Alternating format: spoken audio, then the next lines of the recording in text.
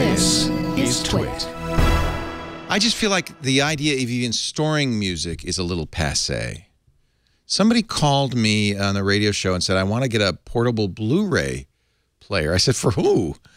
Who wants that? He said, my grandkids. I said, what are they? I don't understand. Are they Amish? What would they want a portable Blu-ray player for? You know, I used to buy... Yes? Sorry. Some people can't afford iPads, Leo. Okay, but really a portable Blu-ray player is the alternative? That's the only thing I can make an excuse for that person for, so just that's all I got. Some people can't afford something else. Yeah, you're right. So Go maybe ahead. that's the only justified reason. Go ahead, Serenity. Sorry. I was just going to say, you know, I used to buy DVDs, and once upon a time I had a Blu-ray player. Right. I used to buy Blu-ray or like DVDs and Blu-ray DVDs in a way to be like I do with my book collection, where it's like I have a lot of books on my iPad that I use to read and via Amazon Kindle that I read. But there are a couple of books that I'm like, I love these and I'm going to reread them over and over again. And I like having a physical copy to be able to lend to people. So for a long time, DVDs and Blu-rays, that was, you know, what I did. But I haven't bought a movie in so long.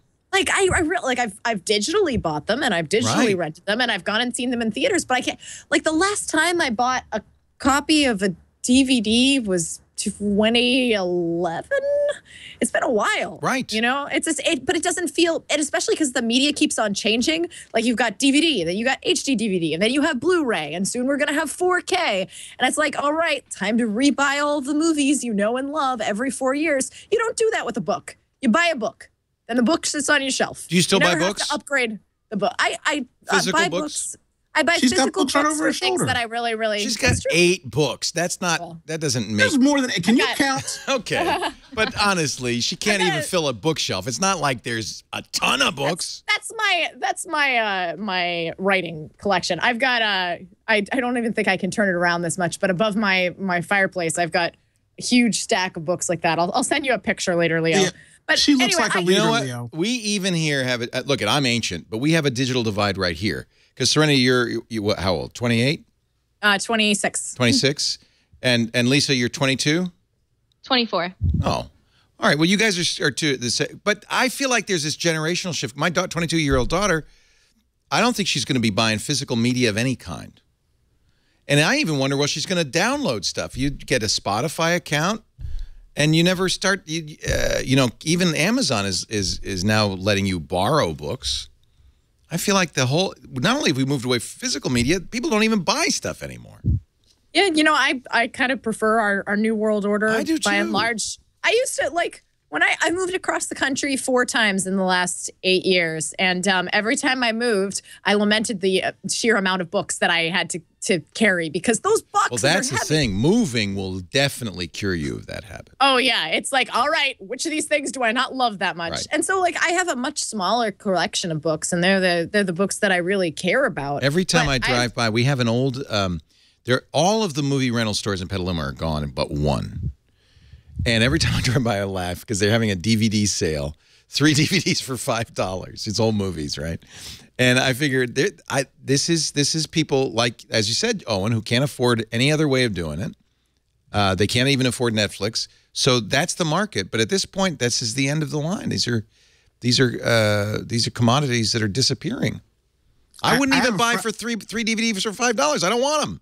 But the other thing, too, is we live in a bubble of a world where people are technology bound and are hooked up to everything and everything. I was at my friend's house the other day. Yeah, we're not normal.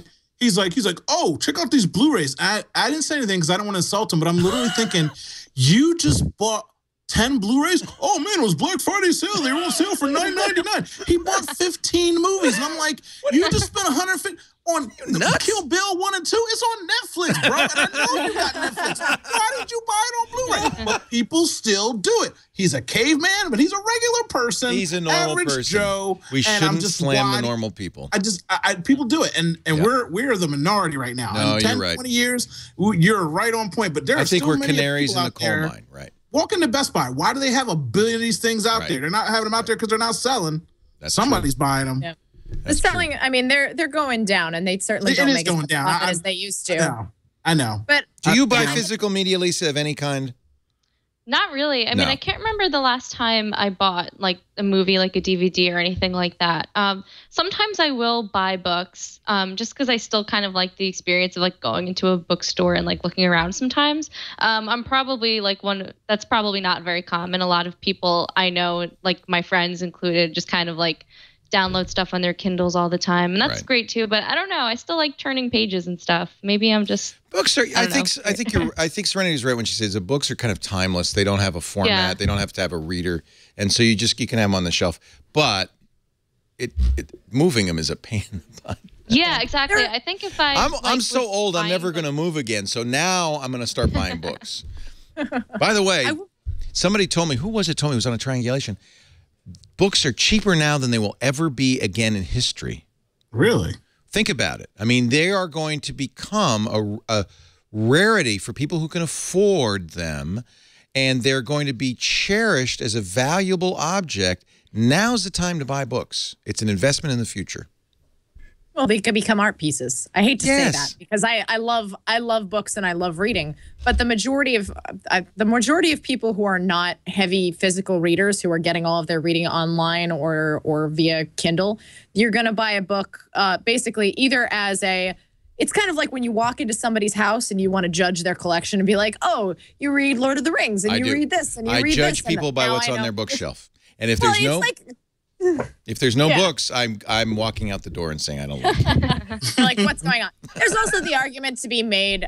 There's the argument, of course, that having everything digital, you're going to be in a position of, oh, well, what if the company decides to pull this book out of, say, a licensing disagreement like the Amazon Hatchet thing? Who cares? You're not going to watch it again anyway. That guy who bought 9 DVDs, he's not going to watch those Blu-rays. No, and that's what I was thinking about, like Verizon. They're like, oh, well, if you buy a movie through us, even if you move and you don't have Verizon anymore, you can log in online. And I was like, I'm never going to log back in to Verizon 10 years down the road if I'm stuck with Comcast. It's just over. You know, like I spent that money and it's gone. I wish it were over with Verizon.